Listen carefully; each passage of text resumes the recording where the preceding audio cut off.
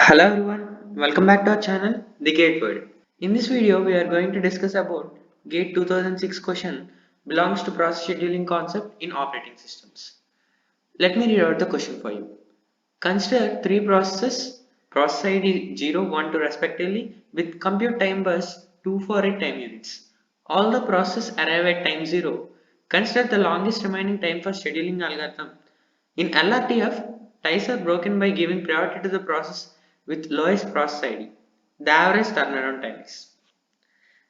He is saying that there are three processes P0, P1 and P2 with burst times 2, 4, 8 time units, and they all are arrived at time 0. He is saying that longest remaining time first algorithm is used, which means at a particular time in the available process, the process with the longest burst time is picked for scheduling. So he's saying that long LRTF is used and ties are broken by giving priority to the process with lowest process ID. Let us suppose, for example, let us consider process P0 and P1 and there is a tie. Process P0 is scheduled first because process P0 has process ID 0. Okay, let us get into the question. Let us draw the Gantt chart. At time t equal to 0, all the process has arrived and among available processes, P2 has longest burst time. So P2 is picked for scheduling. Let us also add another column remaining time. Now P2 is executed for 4 units. After 4 units, remaining time of P2 is 4. Remaining time of P1 is 4. Remaining time of P0 is 2. At time t equal to 4, among the available processes, P1 and P2 have longest burst times. Among P1 and P2, the process with lowest burst time is picked for scheduling. Because there is a tie and in the question he is given that the process with lowest burst ID is picked for scheduling. So, process P1 is picked for scheduling. When P1 is executed for 1 unit of time, its remaining time becomes 3 units and in available process again P2 becomes longest job. Hence P2 is scheduled. Now again P2 is scheduled for 1 unit of time. Now its remaining time is 3 units.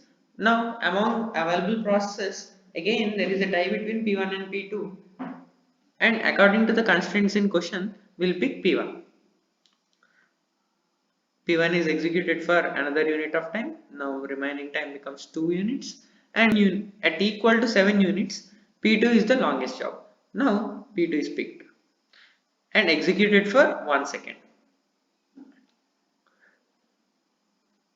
until 8 units.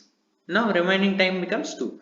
Now among the available process P0, P1, P2 all having equal burst times. So the process with lowest burst ID is picked, which is P0.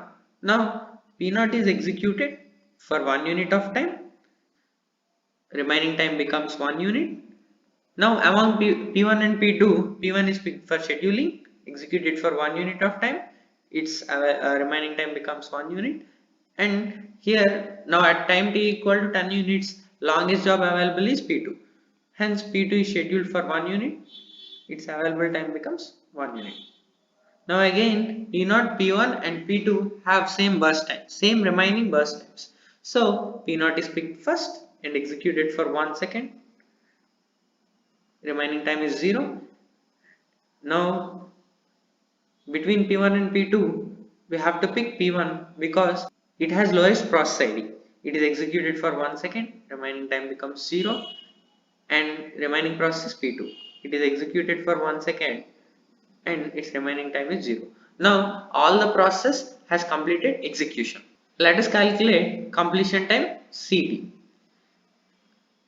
P2 has completed at 14 units, P1 has completed at 13 units, P0 has completed at 12 units.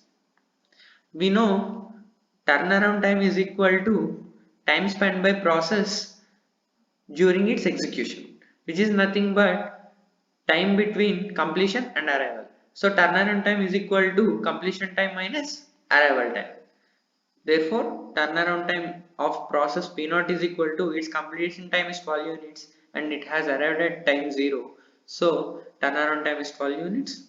For process P1 13 minus 0 it is 13. For process P2 14 minus 0 it is 14. Total turnaround time is equal to 12 plus 13 plus 14, which is 39. But we need average turnaround time. Average turnaround time is equal to total turnaround time divided by total number of processes. We got total turnaround time is 39 and total number of processes as 3, which is 13 units. Therefore, it is option A. Thank you guys.